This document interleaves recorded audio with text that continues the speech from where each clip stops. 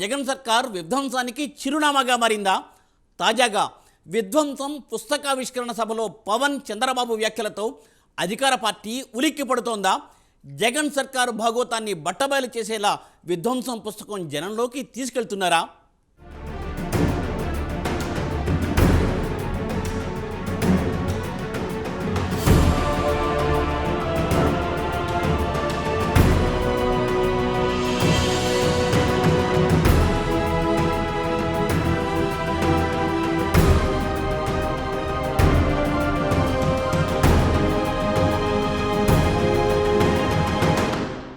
Senior journalist Alapati Suresh Kumar రచించిన విధ్వంసం పుస్తకావిష్కరణ కార్యక్రమం విజయవాడలో జరిగింది. నగరంలోని A1 కన్వెన్షన్ సెంటర్లో గురువారం సాయంత్రం జరిగిన ఈ కార్యక్రమంలో చంద్రబాబు, జనసేన చీఫ్ పవన్ కళ్యాణ్తో పాటు పలువురు రాజకీయ నాయకులు పాల్గొన్నారు. రాష్ట్రంలో వైసీపీ ప్రభుత్వం ఏర్పడ్డాక జరిగిన పలు సంఘటనలను ఎత్తిచూపుతూ ఆలపాటి సురేష్ విధ్వంసం పుస్తకాన్ని రచించారు. పుస్తకాన్ని ఆవిష్కరించిన చంద్రబాబు తొలి కాపీని పవన్ కళ్యాణ్కు అందజేశారు. దేశ చరిత్రలో ఎక్కడా లేని రీతిలో ఆంధ్రప్రదేశ్లో మీడియాపై ఆంక్షలు విధిస్తున్నారని చంద్రబాబు ఆగ్రహం వ్యక్తం చేశారు. ప్రజా చైతన్యానికి అక్షరమే ఆయుధంగా నిలవాలని ఆకాంక్షించారు.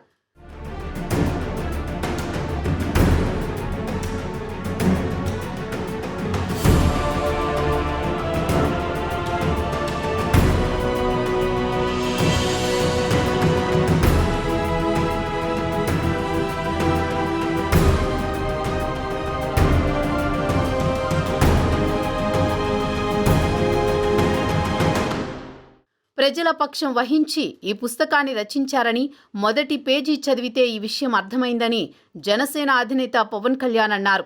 ఈ సందర్భంగా పవన్ కళ్యాణ్ మాట్లాడుతూ సంచలన వ్యాఖ్యలు చేశారు. 700 పేజీలతో వచ్చిన ఈ విధ్వంసం పుస్తకం పాలకులకు ఎలా ఉండకూడదో చెప్పే ఒక హెచ్చరిక అని అన్నారు. కూల్చివేతలతో ప్రారంభమైన ప్రభుత్వం అదే విధంగా కూలిపోతుందన్నారు.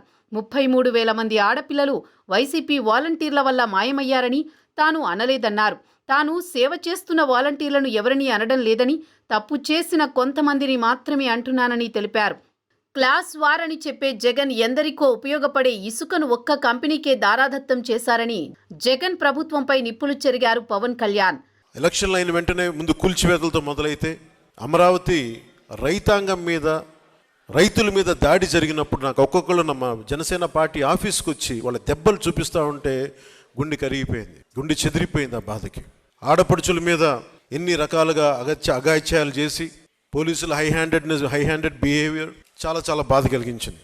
ఈరోజు మన ఎన్నికలు వచ్చేసి మనం ధైర్యంగా ఉన్నాం, కానీ మీరు ఊహించుకోండి 2019 నుంచి ఈ రోజు దాకా ఒక సుదీర్ఘమైన కాలం. అది అసలు కాలం తెములుద్దా అనిపించేది. వీరి దాష్టీకానికి అసలు మనం తట్టుకోగలమా అనిపించేది. ఇలాంటి ప్రతి చోట ప్రతి ఒక్కరూ అనుభవించిన బాధని ఈయన ఇన్ని 700 పేజీలు పైచిలుకున్న ఈ పుస్తకంలో ప్రతి సంఘటనని చాలా అందంగా దీన్ని తీసుకొచ్చారు, ఉదహరించారు. ఈ పుస్తకం భారతదేశానికే, ముఖ్యంగా ప్రతి పాలకులకు కూడా ఒక హెచ్చరిక లాంటిది. భవిష్యత్తులో మనం ఎలా ఉండకూడదని చెప్పడమే ఈ పుస్తకం తెలియజేస్తూ ఉంది. ఒక నిజమైన జర్నలిస్ట్, ప్రజాక్షేమాన్ని, ప్రజాస్వామ్యాన్ని ఆకాంక్షించే జర్నలిస్ట్ రాస్తే అది ఎంత బలంగా ఉంటుందో ఈ పుస్తకం చాలా అద్భుతంగా తెలియజేస్తుంది. ఇలాంటి పుస్తకం ఆలపాటి సురేష్ కుమార్ గారికి కూడా ఇది భవిష్యత్తులో దీన్ని ఒక టచ్ స్టోన్, ఒక గీట్రాయిలా తీసుకుంటారు. ప్రతి జనసేన అయితే ఖచ్చితంగా తీసుకుంటుంది. జనసేన తరపున మాటిస్తూ ఉన్నాను.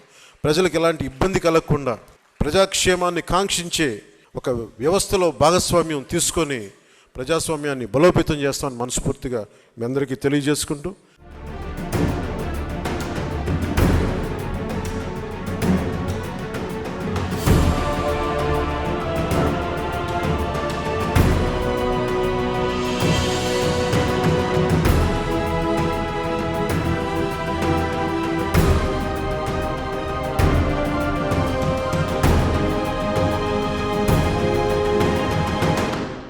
పవన్, చంద్రబాబు విస్తృతంగా జగన్ సర్కారుపై పోరాటం చేస్తున్నారు. ప్రభుత్వ వైఫల్యాలను ఎప్పటికప్పుడు ఎండగడుతున్నారు. ఒక్క రాజధానిని విధ్వంసం మాత్రమే కాదు, రాష్ట్రాన్ని సర్వం విధ్వంసం చేశారని జనంలోకి వెళ్లి చెబుతున్నారు. ప్రజావేదిక కూల్చివేతతో మొదలైన విధ్వంసాన్ని ఈ 5 ఏళ్లలో రాష్ట్రంలోని అన్నింటా అమలు చేశారని అంటున్నారు. మరి కూటమిగా ఏర్పడి వైసీపీని గద్దెదించేందుకు ముందుకు కదిలిన జనసేన, టీడీపీలను వచ్చే ఎన్నికల్లో జగన్ ఏ విధంగా తట్టుకోగలరో వేచి చూడాల్సిందే.